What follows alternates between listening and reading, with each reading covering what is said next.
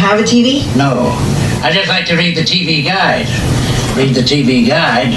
You don't need a TV. Television addict! Television addict! Television addict!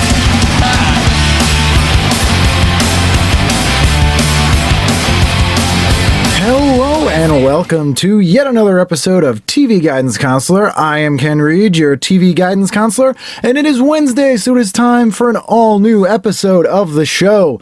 If you are joining us for the first time, welcome. Just a reminder, the concept of the show is that I own every TV guide, pretty much every TV guide, let's say that, and someone picks a random TV guide from the past from my collection. They go through the week, write down what they would like to watch that week, and then we discuss their choices. My guest this week is someone I am incredibly proud to have as a guest on the show, Mr. Michael Ian Black, who's a guy that I've been watching on television for years. I always find him to be hilarious. I always enjoy everything that I see him in, and I was extremely pleased to have him as a guest. I think you're going to really enjoy this episode. Also look for a very near cameo by another celebrity. When I say another, I'm referring to Michael Ian Black and this person, not myself. I'm not a celebrity. So get ready to listen to this week's all-new episode of TV Guidance Counselor with my guest, Michael Ian Black. TV movies made for TV. TV movies made for TV. Mr. Michael Ian Black, thank you so much for doing the show. Hello. Welcome to the Somerville area of Boston. Thanks. Luxurious Somerville. So you picked a TV guide out of the selection I presented to you from the week of September 10th, 1983. I can assume I know why you picked this one, but what appealed to you about this particular issue? Well, this is the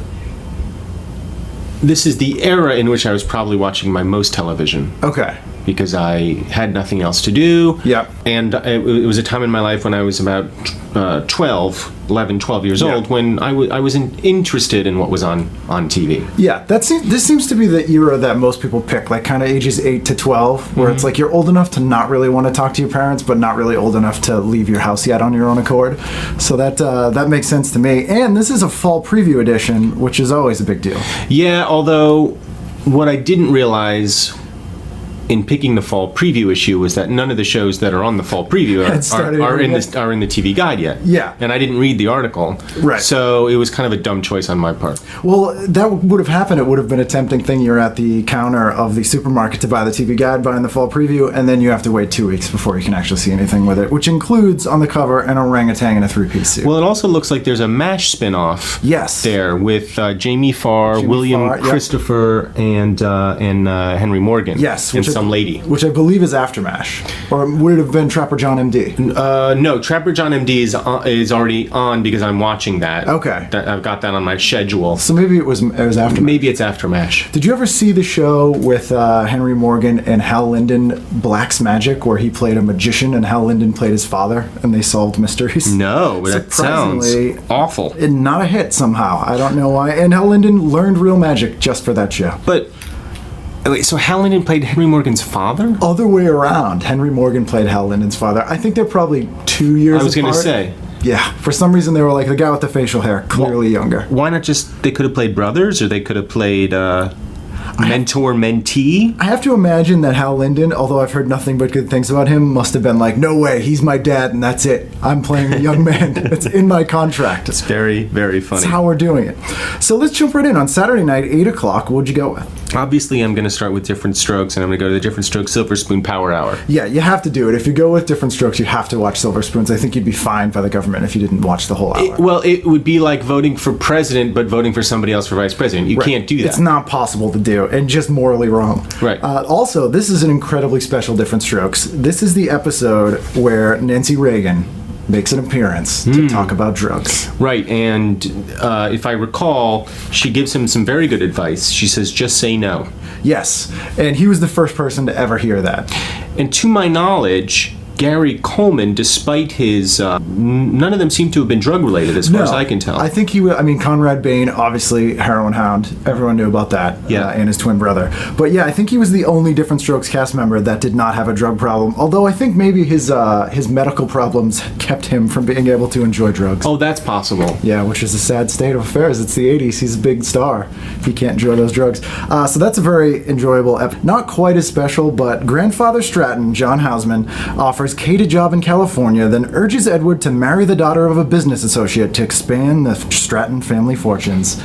John Houseman, always a good guest star. If you're going to have a guest star, it might as well be one of the great actors of the 20th century. Absolutely. And I think that his work in The Fog may have been hideously looked over for an Oscar. I wonder if he felt like he was slumming by showing up on Silver Spoons. Well, I always thought he might have felt like he was slumming when he was on the Paper Chase TV series. Right. After being in the movie. Well, he probably felt like, you know what, I can stay put.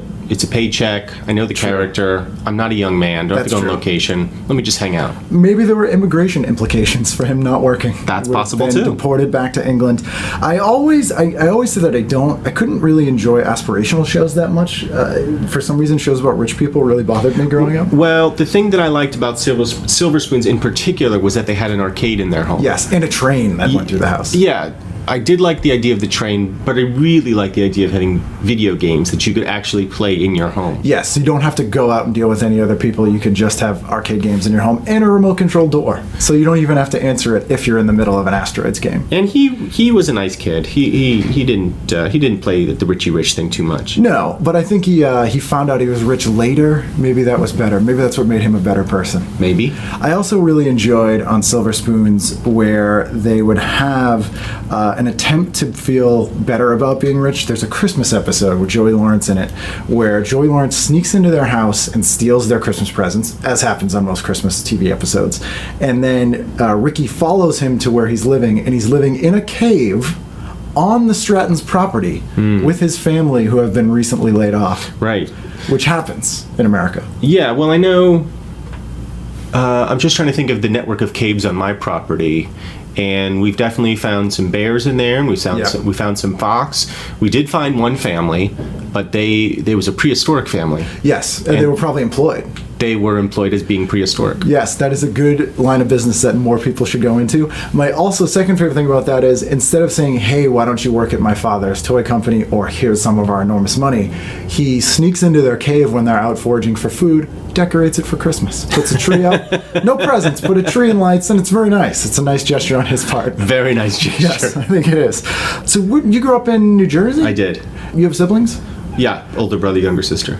So did you have to do a lot of negotiating around what you guys would watch? No, I feel like we were contemporaneous enough that we tend to, as I was going through the TV guide, I realized there just wasn't much on. No, absolutely. You only have 3 networks and then maybe some UHF stuff. So, you know, the choices actually are pretty obvious most of the time what you're going to watch. Right. And your family wasn't like, no, we're not watching this. In fact, let's just shut it off. There's nothing good on. We're just going to sit here in silence or go play. No. If it's prime time, you're watching television. Yeah, you have to. What else are you going to talk to people about the next day at school? There's no other options. Did your parents limit how much TV you could watch, or probably? Although I don't remember specific limits, but there was. Yes, I'm sure there were some limits on it. Wow. I mean, it was probably more limited by bedtime than anything else. Right. They weren't like, you can't watch Love Boat. It's too sexy. No. Right. No. So 9 o'clock, what are you going with? Love Boat. Speaking of Love Boat. Saturday is a pretty obvious night. I mean, all my choices are pretty obvious. Well, this episode also, I mean, you couldn't go wrong with this Love Boat. It has guest starring roles by Charo, which is always the best. If you're going to watch Love Boat, you want Charo to be on. Yeah. In fact, if you're watching Love Boat and Charo isn't on, I think you can write a letter and they'll send you a check as a partial refund. Now, Love Boat was one of those shows, and there's going to be many of these shows that I would watch even though I didn't like. Yeah, there was a ton of that. And especially if you were watching a show on a network already and there was a show sandwiched between two shows you liked, you would sit there and watch it, which seems completely ridiculous now. Well, there was no way to change the network. Right. Or just get up and do something else. That wasn't an option. No, absolutely not. It was impossible to, I mean, it took you, you know, anywhere from 45 minutes to an hour just to change the channel. Yeah. Because you had to use the levers, the pulleys, the whole thing. Yep. So it was a huge amount of effort. Especially depending on the state you were in, you may have needed to get a channel change license, which takes 2 to 3 days to process, Right. and is really not worth the paperwork. Not for just the 1 hour of Love Boat that you're not that into. You're not going to pre-plan that. I did like Gopher. I did like Isaac. And I did think Julie was cute, but it wasn't enough. No, it didn't have there were no real crush-worthy actresses on that show for a child, I don't think. No. And in this one, a judge is summoned to help April Lopez, played by Charo, who's leaving the U.S. for fear of taking the citizenship test.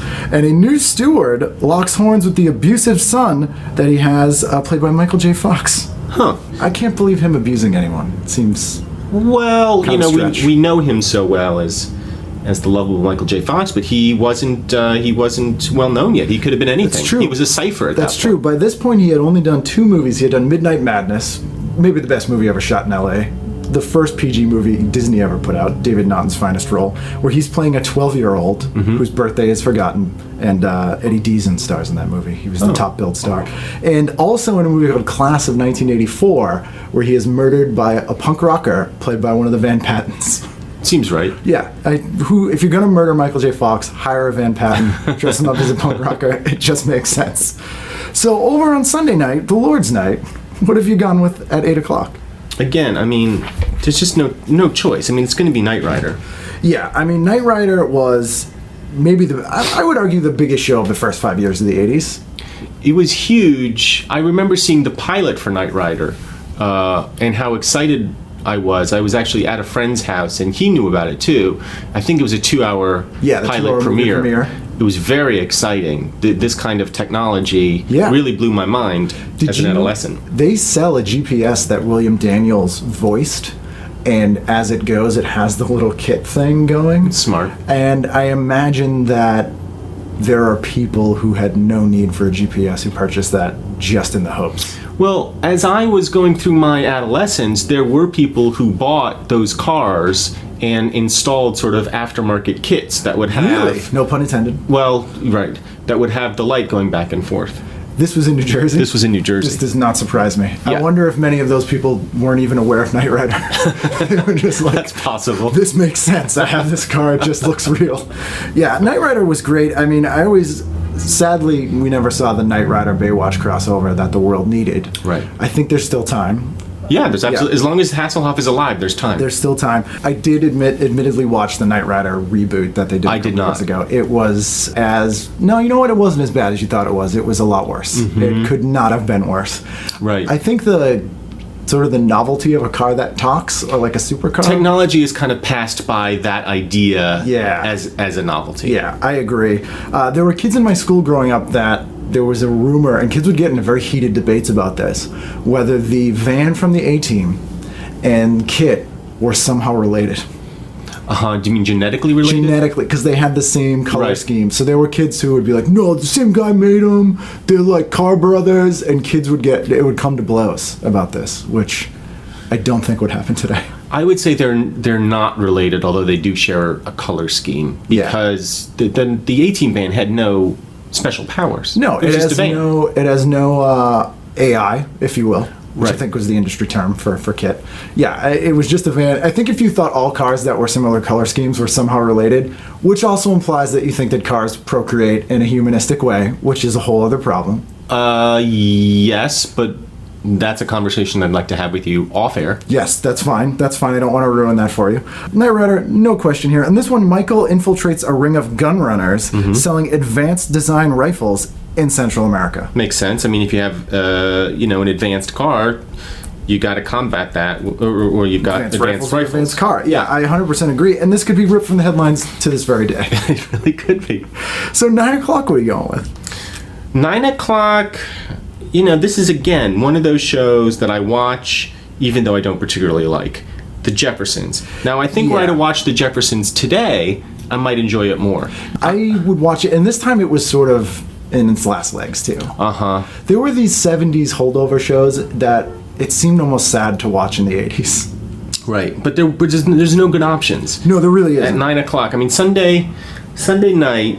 It's not. This is pre HBO. This is Right. pre-Sopranos. Sunday night was not a great night for television. There's not even Simpsons here. You really, and oddly enough, in this particular issue that we have here, whoever owned this TV guide previously has made a different choice than you at Sunday night. Oh, what are they going to watch? They've circled and put X's around something called Beulah Land. Yeah, Beulah Land, I believe, is a miniseries that seems to be running the whole week. Now, Beulah Yes. Land has screwed up my entire schedule Yes. because it's preempted whatever choices I might have. So this is a 3-part saga of Southern plantation life from 1827 to post-Civil War Reconstruction based on Lonnie Coleman's novels, and it stars Leslie Ann Warren, Don Johnson, and Paul Rudd. Paul Rudd. It says Paul Rudd as Leon Kendrick. I don't know if it's the same Paul Rudd. Hold on a second. Is there more than one Paul Rudd? I don't know. I'm going to ask him. Are you asking him right now? We're asking Paul Rudd if he was in Beulah Land in 1983. That works too, because the world needs to know. Also, Meredith Baxter Burney is in this. I mean, with that cast, That's a better Had cast I- than I anticipated. had I read that, had I read the description, I might have gone with Beulah Land, but then I would have been committed to Beulah Land. That's true. For the whole week. Right. I mean, how could it be the same Paul I can't Rudd? imagine. In 83, I mean, was he a kid actor? The was- first thing I that's- remember seeing him in was in Halloween 6, and that was in 1990. I feel like I would have known. That he was in Beulah Land. I mean, I assume he'd tell everybody that when he first met them. You'd think, right? I'm Paul Rudd, I was in Beulah Land. Hi, Paul. It's Michael Ian Black. I'm recording a podcast, and the idea of the podcast is you go through old TV guides and pick what you would like to watch on that particular week. We've come across a miniseries called Beulah, starring Leslie Ann Warren, Don Johnson, and Paul Rudd as what? Leon Kendrick. As Leon Kendrick. This is from 1983. Neither of us think that that's you. If you get this message, please give me a call back and let me know. Perfect. If that's him, I'll be amazed. shocked. I'll be amazed. But he'll have to autograph this. So yeah, I don't think I would have gone with Beulah Land, but I would have gone with the Jeffersons as well. And it would have put me in a better position for 9:30 to watch my pick. I don't know what you would have gone with. Well, again, I'm sort of stuck here with Goodnight Beantown. I liked Goodnight Beantown. I don't know. I don't remember Goodnight Beantown. I don't know anything about it. It was Bill Bixby. It was a half-hour comedy, but it had no laugh track. It was shot on film, and he played a newscaster, and he was married to his co-anchor, and they had a lot of problems. Oh, so it's like Anchorman. Exactly. It's exactly like Anchorman in all ways. It took place in Boston. Obviously, I'm very biased. I would watch anything that took place in Boston. Big fan of James at 15 at this time. The only episode I really remember is where, on a Christmas episode again, the station was taken hostage, and they were forced to go on the air and talk about Libya. Oh, well, that's Studio 60 did the same thing. They were years ripping off later. Goodnight Beantown? I think no one would have noticed. They should be sued. Class action suit. Here it comes. Also, his daughter was played by one of the daughters from Benson, How could you forget the name of Missy one of the Gold. daughters from Missy Gold. All right, Missy Gold. who is now a psychiatrist in Maine. And I wish I didn't know that. Monday night, 8 o'clock. What are you going with? Well, for me, it has to be That's Incredible, which was Yes. one of my favorite shows ever. I love That's Incredible. That and Real People, there was sort of the rivals. You're either a Real People person or That's Incredible. I was definitely a That's Incredible person. Real People I found more annoying than anything else, even though I would watch it every week. Yeah, and just be annoyed by it, like just to enrage yourself. That's Incredible featured yogis contorting themselves into lucite boxes. Yes, that's the one everyone remembers. It was like a 7-foot tall black man in a 1-foot square Right. box. So once you have that, I'm committed. And I believe That's Incredible, hosted by John Davidson. John Davidson, Fran Tarkenton, and Kathy Lee Crosby. This one has a guest hosting spot by Anne Margaret. So there's no way I wouldn't have watched that. But See, John that Davidson makes was on me the one. much less interested. Really, you're not an Anne Margaret? Not at that fan? age, not at this that age. Yeah, not. You don't like Viva Las Vegas or No, 52 Pickup? I'd seen neither of those films at that point. That's probably a good thing. So in this one, new segments include the king of the wood choppers pitted against a wood splitting machine and a horse that water skis. Perfect. I feel like they couldn't have an episode of That's Incredible without various animals on water skis. Great. I mean, that's probably everything that's in the episode, but the episode lasts an hour long. No, there's one more thing. 2 basketball playing rats. Great. That sounds like a Disney movie pitch that would be a huge hit. I mean, Yeah. I'm already satisfied just by That's Incredible. I don't need to watch anything else. No, and what an aptly named show. I feel like they must have had meetings for weeks, be like, we'll call it Amazing Things. Or, I don't know. I think it's a kind of a coin flip. Either it came immediately. Right. But that's incredible. Or what you said is right. Yeah. Weeks or months. Just fighting people. I want it to be goddamn amazing. It's possible that the name That's Incredible was the first thing that they had, and then they had to build the show around it. So the first thing they did was obviously hire John Davidson. Yeah. They're like, we get John Davidson, it'll just fall into place. Well, the word incredible is in it. That's true. John Davidson is pretty much synonymous with that word. If people had made web videos in 1983, first of all, I'd be very impressed. Also, kind of a waste of time since it wouldn't be posted for a couple decades. But if someone did a mashup video of That's Incredible Hulk, that was That's Incredible hosted by the Hulk, and it would start it as Bill Bixby, but then he'd get angry based on the segments. It's certainly not too late to make that. That would be fantastic. I think that would be the greatest television show the world has ever known. So that's an hour-long show. So you're in for the whole hour. Yeah. So you're missing Square Pegs, a show that I absolutely love. I wasn't hip enough for Square Pegs. Okay. I sampled it. But it did it seem too old for you? Or? I think at that time my tastes were probably a little too mainstream. Gotcha. To fully embrace Square Pegs, and it certainly wasn't going to usurp That's Incredible. No, especially once you're in for the half hour. You got the teasers. Well, they're teasing the horse on the water skis. Yeah, they're not going to show that in the first 30. That's the last 5 minutes to keep everyone invested. Was Square Pegs sort of a cult show even then? Like I think kids so. At school. I mean, it didn't last long. It was only on like a season, right? Yeah, it was only one season, and it was a great show. It was sort of a precursor to Freaks and Geeks. Weirdly had a laugh track. It was really good. Bill Murray was on it, which was very odd to see him in a sitcom, and of course Sarah Jessica Parker's first role. I probably would have gone with that. I sadly wouldn't have watched the second half hour of That's Incredible. I know. It would have been the bad choice, I think, in the long run. Yeah, I know it would have been. Yeah, there's no doubt in my mind it would have been. So 9 o'clock would you go with? Again, slim pickings here. I know, and I'm stuck going with M.A.S.H. and Newhart. Now, yeah. I liked M.A.S.H., but it was one of those shows that was a little too old for me. Yeah, it just bummed me out. It was often a bummer. Klinger stressed me out. Yes. By 83, I feel like Radar was gone. Yes, he was. And Radar was like my favorite character. Because he was childlike. Yeah, I think everyone liked Radar. He was usually the comic relief. As much as I like Alan Alda, he was at his most annoying on He M.A.S.H. could be a little bit grating. Yeah. Well, the show that needs a comic relief that is a comedy has problems. That is true, but then if you're inherently setting a show in a war zone, it can't be that comedic. Right. It really, it was something about it. I was just like, is it? I couldn't get if it was a comedy or a war show. I think as a child, Well, it was a dramedy. Yeah. I don't think I could reconcile dramedies at that age. Right. I was like, what have you done here? But I probably would have watched it just so I could go with Newhart at 9:30, which is one of my favorites. I love Newhart. I have the controversial opinion that Newhart was better than the Bob Newhart show. Now, see, I've never seen the Bob Newhart show. It's funny, but Newhart is so much better. It's so much of a weirder show. They kind of got that you just have a town of loonies, right, followed by Newhart. Right. And easily one of the most underrated shows of the 80s.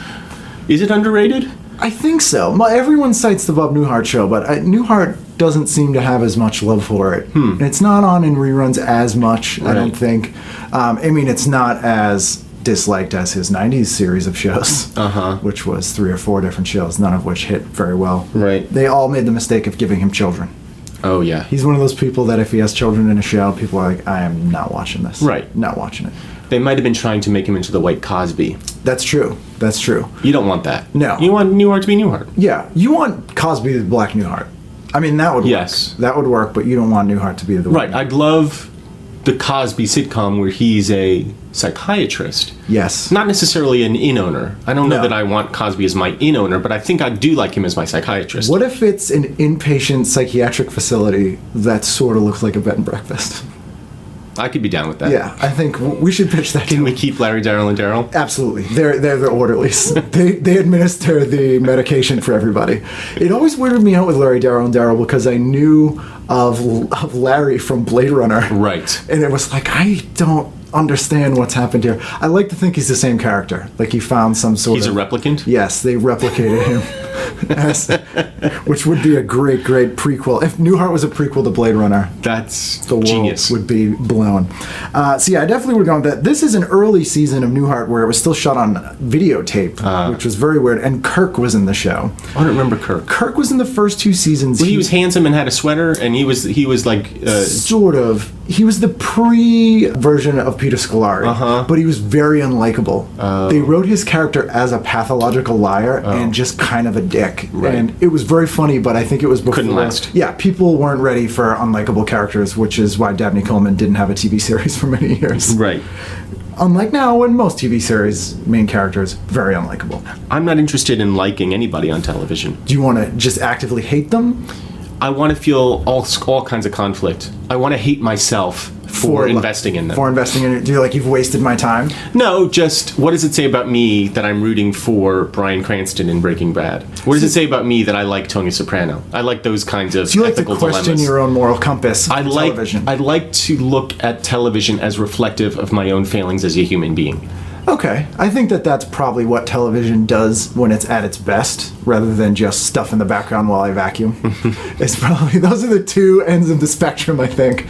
So when you take roles on television, do you try to take unlikable characters to sort of pay it forward with that? No, it's just that people tend not to like me anyway. Do you think that's the case? So they cast you like that? Yeah, I like to think of myself as this generation's Dabney Coleman. Can't keep a show on the air. That kind is of a pretty unlikable. good thing to go for. And if you can pull that off without a mustache, you're a fine actor. The best Dabney Coleman sans mustache, Michael Ian Black. What was the first show that you did that you remember people recognizing you from? Oh, The State. Yeah, I imagine it was probably The State. And did that shock you? That it just sort of happened? No, because I was on TV. Yeah, so you kind of expected it. I expected at some point it would happen, being on television. I don't even really remember when it started. Was there anyone you worked with on a show that you used to watch growing up that kind of made you uncomfortable? That, like, you couldn't believe that you were standing next to them or had to talk to them on camera? No. Okay, well, that's pretty good. In that you haven't met them yet, or you just are very not bothered by it? I'm just, I tend not to work with older people very much. In your specifically? Yes, it's in my contract that there's an age limit. It's like Menudo. Yeah, they age out. Right. I can't work with men older than me. Right. Or women older than 19. And once someone on a show that you're on goes through puberty, they have to leave the set. Of course. Yeah, absolutely. Menudo had a weird cartoon in the early 80s. Do you remember that? Who did? Menudo. They had these I do little remember that. interstitials. Very strange. Very strange. Well, it makes sense. I mean, they were a boy band, and I could see One Direction having a cartoon now. That's true. Although, did you ever see the amazing Rubik's Cube cartoon? That I don't recall. There was a cartoon of Rubik's Cube. Doesn't make any sense. But due to the fact that Menudo was so popular, the main characters were Hispanic brothers that found a magical Rubik's Cube from space that helped them solve mysteries. Well, when you explained it, it makes sense. It really does. I think if That's Incredible had done a live action segment on a similar situation, no one would have questioned it. I'd love to see a Rubik's Cube water skiing. Someday it'll happen. Someday it'll happen. And solving itself at the same time. Yeah. That's a Rubik's Cube insult if you tell it to go solve itself. The finest thing Russia ever gave us. So Tuesday Hungary. night. Hungary? Hungary. He was a Rubik's Cube is Hungarian professor. Russia took full credit for that. Now I gotta Google it. You know who took credit for the Rubik's Cube? Paul Rudd. For years, he tells everybody, in my downtime on Beulah, I invented Rubik's Cube and Rubik's Magic Puzzle. I thought it was Russian, but I may be wrong. I may be confusing Rubik's Cube with Tetris. Well, just Googling who invented Rubik's Cube. No problem. And it just says some Hungarian guy from sculptor in 1974. Fair enough. And Erno Rubik. Hungarian. Rubik. Hungarian. You are correct. I stand corrected. I love the 80s. It's true. Did they make you do that research before you did that show? Yeah. They were like, pop quiz.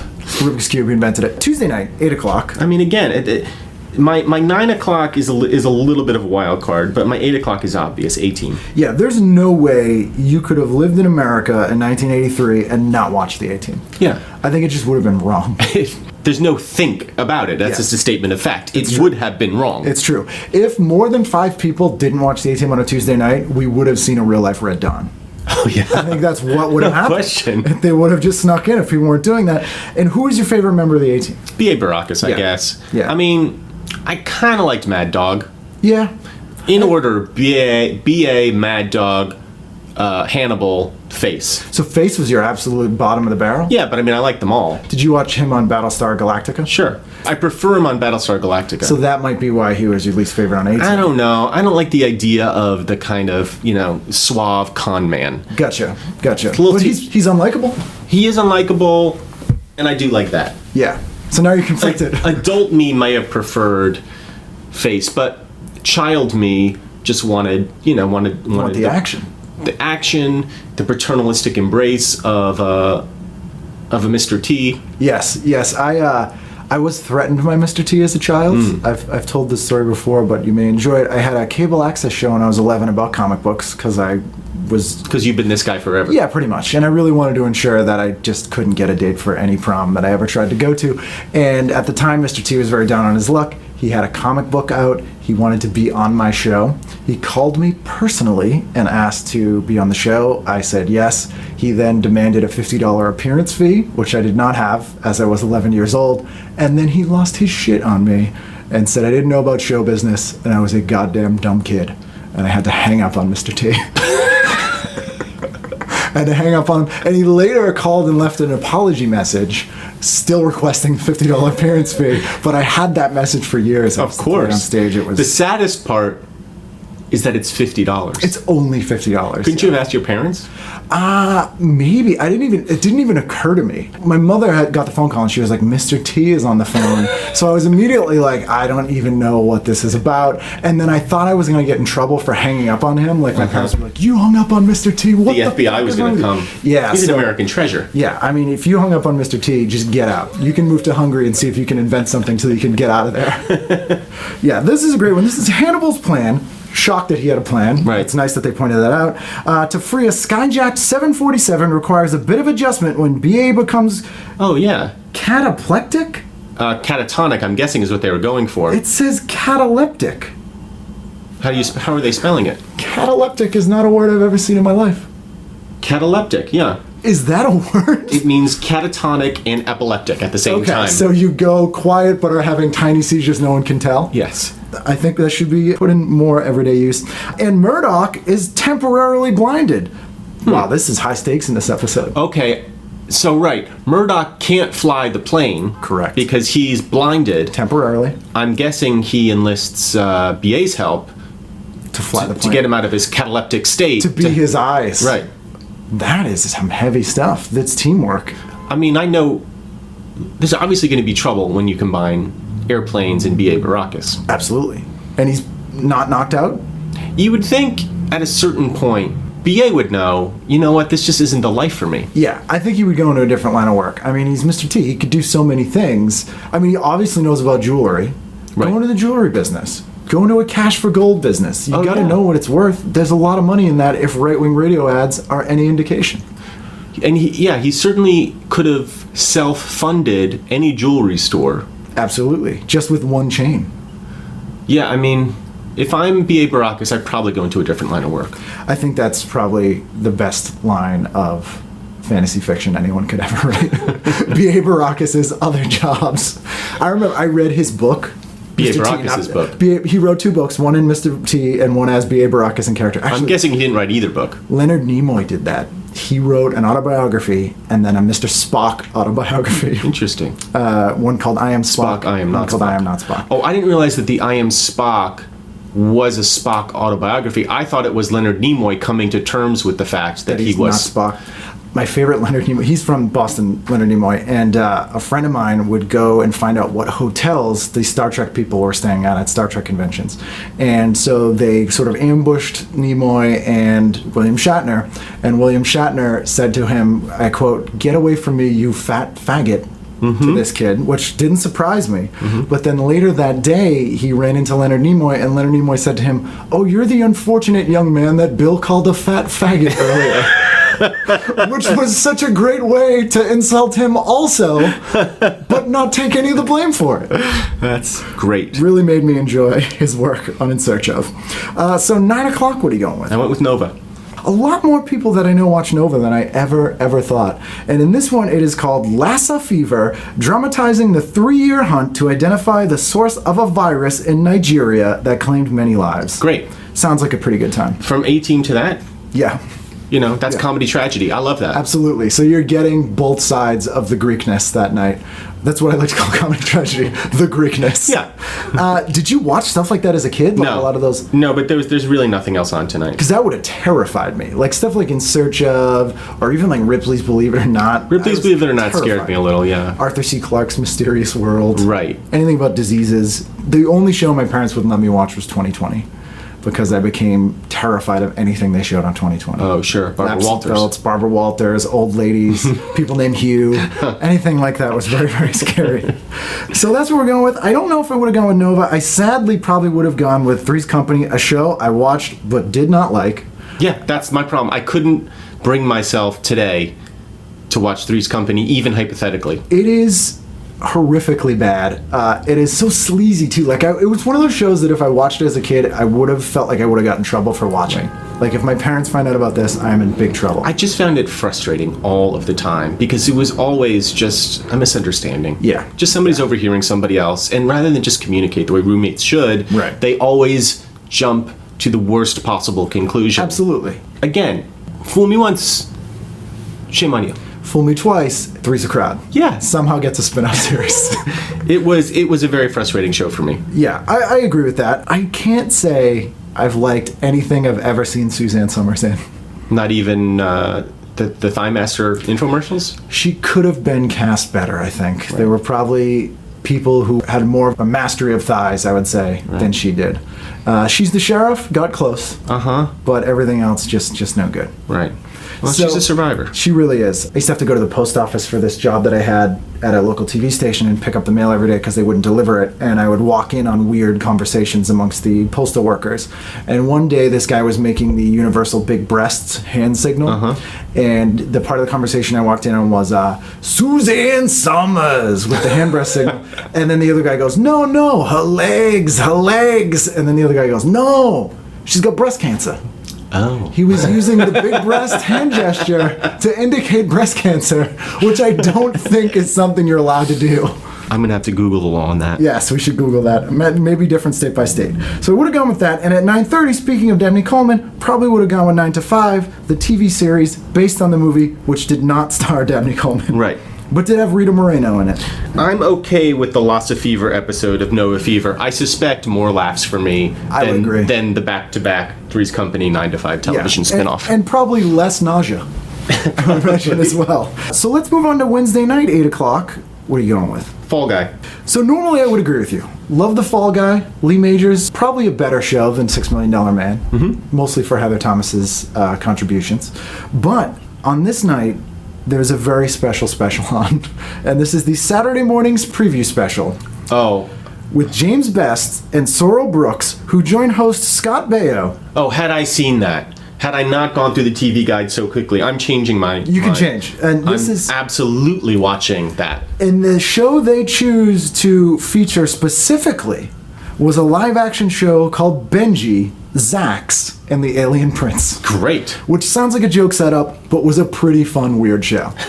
I remember these primetime Saturday morning previews being the highlight of my year. Oh, yeah. The idea of marrying Saturday morning cartoons with prime time. Crazy. It doesn't get any more exciting than that. No, because you were like, I'm getting away with something. This is also sort of validating these shows by putting it in the slot of a real show. Well, it's like being ushered into a fantasy world where kids rule the world. Absolutely. But pre-Nickelodeon, where that became a reality. And Scott Baio singing a song with Sid and Marty Krofft puppets God, in his failed attempt at a musical career. that sounds fantastic. It really is. You passed up Real People, as we mentioned earlier. This Yeah. is the 6th season opener, which features a guy named Mr. Softball, doesn't say what he does, and a man who tosses pancakes to his customers like Frisbees. Clearly that's Incredible won out this week. Yeah, I mean, Those two that things. seems real to me. Seems like Yeah. a real guy. Just not that interesting. Oh, doesn't say interesting. Doesn't say real Just interesting real people. Yeah. Just real. And of all the things people want to watch on TV, I think Real People is the last thing they want to see.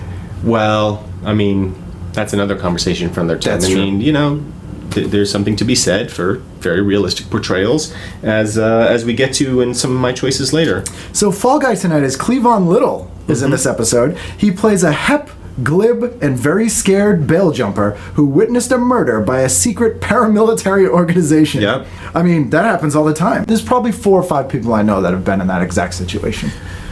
The reason I was late today. You witnessed a paramilitary organization? I don't know if they saw me. I think I lost them if they did. That's fair enough, yeah. So 8:30, you're not going with anything because you're watching an hour of The Fall Guy. Bugs Bunny premieres that night to go with the Saturday morning preview, so Right. I would have gone with that. 9 o'clock, what are you going with? 9 o'clock, this one grabbed my attention. Facing rape, fighting back. Yes. My favorite thing about this description is it says topics, rape. Period. That's it. Like anyone was like, what are they discussing on Facing Rape tonight? What are the topics on the agenda? This is guests include Portsmouth Deputy Marshal Raymond Labrie, who demonstrates techniques for self-defense. Viewers may phone in questions. Oh, so it's a live It was a program. live 90-minute program. Great. Can you imagine the teenage prank phone calls that happened during Facing Rape, fighting back? I think this is must-see TV. Yeah. Not only if you're facing rape, I mean, facing any criminal endangerment, you want to know how to fight back. Yeah, it's self-defense for all manner of things. I mean, I know it says topics rape, but it could be topics mugging, it could be topics skyjacking, as we talked about earlier. Yes, absolutely. And I like that it also says topics plural rape. So they might be talking about several different kinds. Well, apparently. that's called a gang rape. Yes. I switch though at You're not going 9:30. for the full 90 minutes? I don't stay for the 90 minutes. I go over to Family Ties. I was, which makes a great double feature, by the way, but I'm intrigued by a made-for-TV movie that's on at the same time, starring Alex Karras, Huh. former NFL player and, at this time, Webster's star, dad. yeah. And this is a made-for-TV movie called Made in America, where Alex Karras wants a job as a maid, but first he tries to skirt the opposition of a wealthy liberal lawyer who thinks her new lady maids should be a lady. Wow. I mean, that's really turning gender politics on its head. It really is. And Susan Clark, Alex Karras' real-life wife, plays the woman who doesn't want him to be her maid. I wonder if this was Alex Karras' production company that put this project together. It was. So this is a little creepy, where a wife and husband are in a TV movie where the husband's dressing up like a maid and we all have to watch it. That seems like something they should have just kept behind closed doors. I don't think we need to see that. I don't know. Now, I mean, I'm more curious to see that than anything else we've discussed so far. I would also like if they had a show that taught us how to defend ourselves against this movie. Like how to turn the TV off. So Family Ties that night, this is from the first season, a competitive Alex has trouble coming up with a qualified partner for a high school quiz-off, so he tackles the Herculean task of training Mallory. Oh, good luck with that. Yeah, She's dumb. She's a woman. She can't be smart. She likes shoes. I specifically remember this episode, and it was in a weird subgenre of television shows where at some point a television character is gonna go on a game show. It's Right. just gonna happen. Yeah, it's surprising that it happened in the first season. Yeah, like they're running out of ideas that quickly. They need to go to the game show plot. Yeah, Family Ties was a show that I loved the whole time. It was always a good show. Yeah, I always enjoyed it. I cried during the Billy Vera and the Beaters song. I'll admit it. I'm free to admit that. It was very touching. They did introduce a young kid towards the end, didn't they? They did. So that was Andy, who did the age jump. He was an infant. Next season, he's 6. He did not have a good life after that show. Oh. Became a punk rock meth addict. Has gone to jail several times. All right. Yeah. So Thursday night, 8 o'clock, what are you going with? It's a tough night? It was a tough night for me. The title grabbed me on this one. Aging, everybody's doing it. Yes, I should also mention that the everybody's doing it has an exclamation point. Oh, yes, it does have an exclamation point. So I thought, young me, probably not going to watch that. No. Middle-aged me, I might tune in. With a notebook in hand to figure out, hey, how is this going to work? I'm doing it. So this is The Rhythm of Life. The final segment of the series on aging features a chorus made up of children and senior citizens. Great. That seems pretty exciting. That would be a great way to combat rape. If you just had a chorus of children and old people come out singing during it, that might stop it cold. Oh, there's no question. There's no way that could continue with that happening. So I am somewhat intrigued by that, but there was too much good stuff. I don't know what I would pick here. We have Magnum P.I., Too Close for Comfort. I never liked Magnum P.I. Too Close for Comfort is one of those shows that just stressed me out. I didn't find it funny. It's not funny at all, but for some reason it's hypnotically awful. I can't bring myself to revisit these terrible shows. That's why I had to go with aging. Everybody's doing it? Yeah. Which is something that an aging person would do, not revisit these terrible shows. Right. Jim J. Bullock is a complete mystery to me. I don't understand how he was a thing. I mean, He's not likable. He's not funny.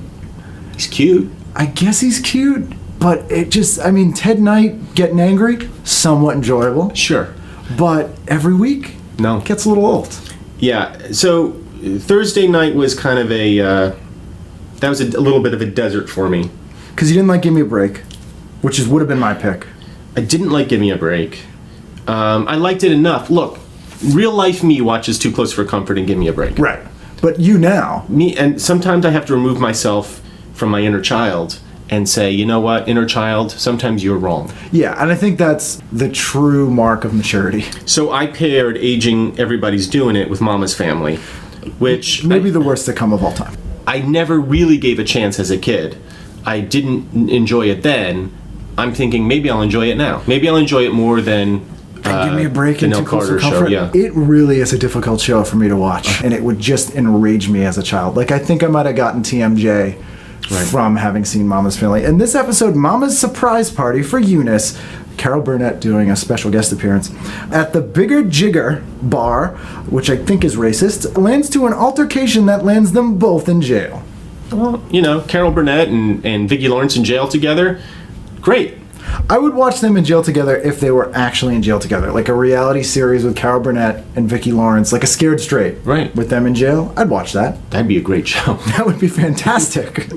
But you passed up a documentary that I thought you would have paired with Aging Everybody's Doing It, called The Whales That Wouldn't Die. Thought about it. I definitely thought about it, but wouldn't I have had to have missed part of that?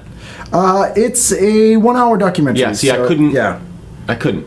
Yeah, you would have to miss part of that. When I first read the title, I just assumed they had a whale and people trying to kill it for an hour, which would be a show that would be on now. Oh, yeah. But this is the survival story of a gray whale who has come back twice from near extinction, is told in interviews with experts, in whaling films, and in footage of an angry cow defending her calf against a whaling boat. Seems a little less exciting than it seemed when they first listed it there. I want to learn how to deal with my arthritis. I think that's fair enough. Yeah. And then at 9 o'clock, what are you going with? Cheers. There is no one that doesn't like Cheers. It was such a good show. Yeah, it's a great show. They managed to survive cast members dying and being recast, major cast members leaving, and the show getting just as good. I don't know how it happened. I don't think there's been a show as good in that format. You're probably right. That it's one of the high watermarks for the genre. So I'm never not going to watch Cheers if it's on in prime time. But inherently, a very sad concept of basically people with no friends or family outside of people at a bar. Yeah. Somehow making that work is incredibly impressive. I definitely would have gone with Cheers. I would not have watched We Got It Made, which was a show I did generally watch when it was in syndication later. This was about two roommates, played by Tom Villard and Matt McCoy, who had a hot maid who was not played by Alex Karras. Was it Ann Gillian? Was she the maid? No, it was Terry Copley. Terry Copley. Yeah, Ann Gillian the same year was in the show Making a Living. Making a Living, right. Yes, which she was huge for like 3 years. Yes. Ann Gillian, and from Cambridge, Massachusetts, and her Dorothy Stratton haircut were probably the most famous woman on earth for at least a month. Also had breast cancer. Also had breast cancer, and made a TV movie about it where she played herself. I've never seen mailmen talk about that, and I think that they're wrong to not do so. Ann Gillian. No, she got breast cancer.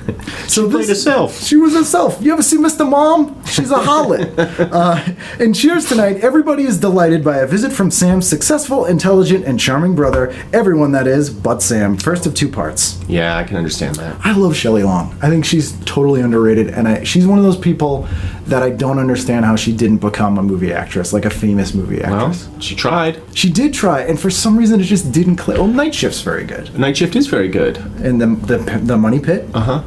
Troop Beverly Hills? Right, not so much. Could take or leave it. Big hit, though, I think. It was a big hit, and I did like Hello Again. Uh-huh. I will admit I enjoyed it. I don't think I've seen Hello Again. Hello Again, she chokes on a chicken ball, dies, and her witch sister brings her back to life, and it creates a media sensation. She falls in love with Gabriel Byrne, playing a sympathetic doctor. Corbin Burnson plays her dickhead husband, who moves on. Gabriel Byrne, always great in romantic comedies. He really is. He's probably him and Liam Neeson.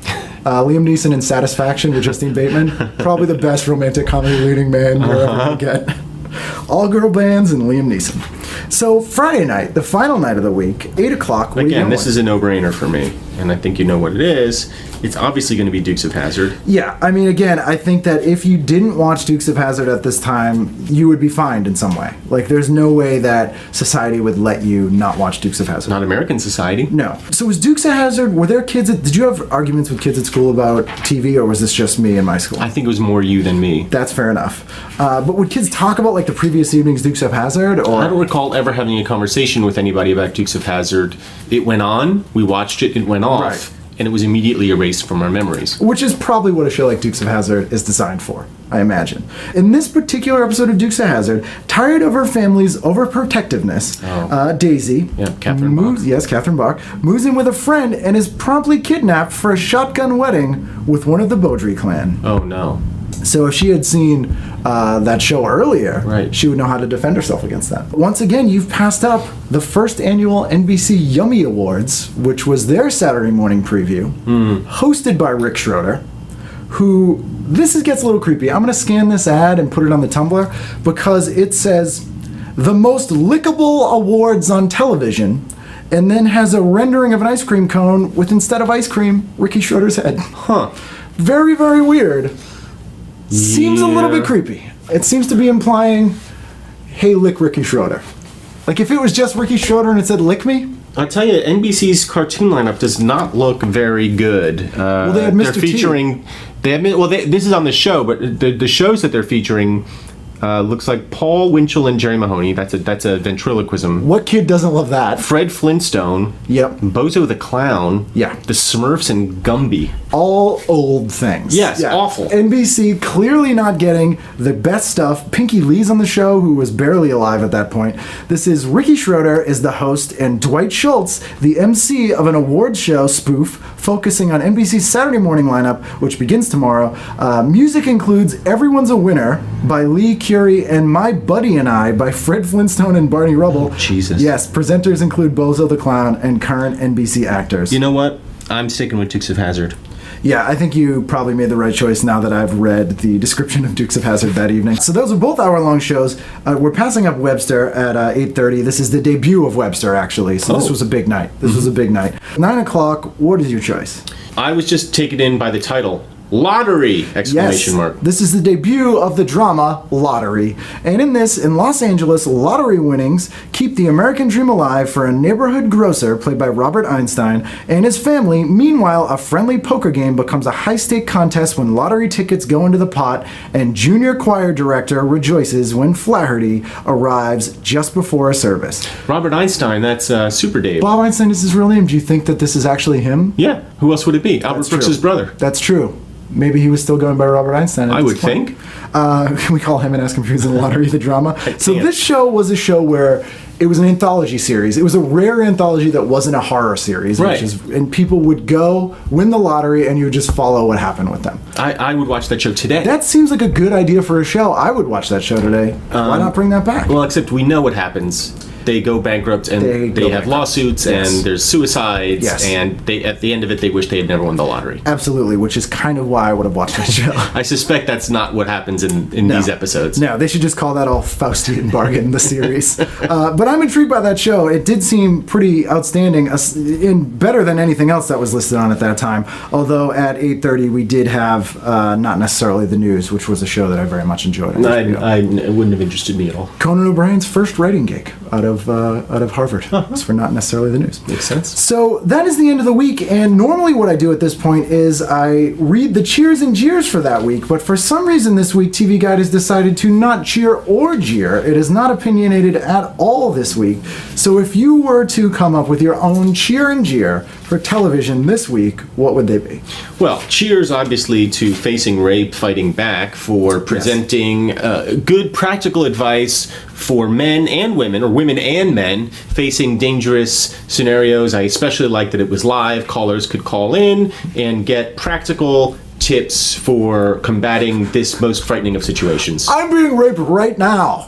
What should I do? How many times do you think some 17-year-old called in that 90 minutes with that kind of call? Yep. Great cheer. There's almost too many things to jeer.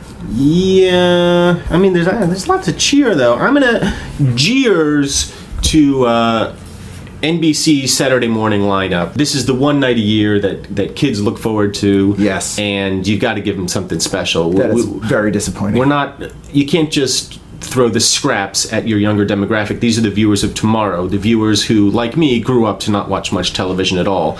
Jeers, NBC. You wrote your own future on the wall that time. And if Ricky Shroder came up to you now and... Rick Shroder, you mean? I call him Ricky. Okay. And was like, I'm sorry for enticing you to lick me and show Not his fault. Things. That was not his fault. No. You would be like, NBC put you up to this. Oh, yeah. He was 10 or 11 years old. What was he going to do? That's true.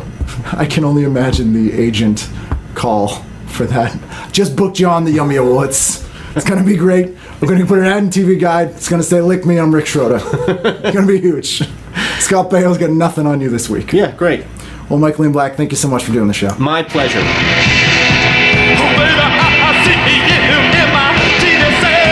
And there you have it. That was Michael Ian Black. I had a lot of fun doing that show, so thanks to him for taking the time to do the show, and thanks to you for listening. I also want to encourage you, if you like the show, please subscribe on iTunes so you don't miss any special edition episodes we might have coming up. Also, if you're so inclined, please rate the show, review the show, tell friends about it. It's all very helpful. If you listen on Stitcher or SoundCloud or just on the RSS feed or on iTunes or however you get the show, anything you can do to say you like the show, it's greatly appreciated. Also, I really love getting emails from you guys. If you have ideas for the show, suggestions for years, topics, guests, corrections, anything like that, please email me at ken@icanread.com or go to our Facebook page for TV Guidance Counselor. I always read those and I love hearing from you. And I'll see you again next week on TV Guidance Counselor.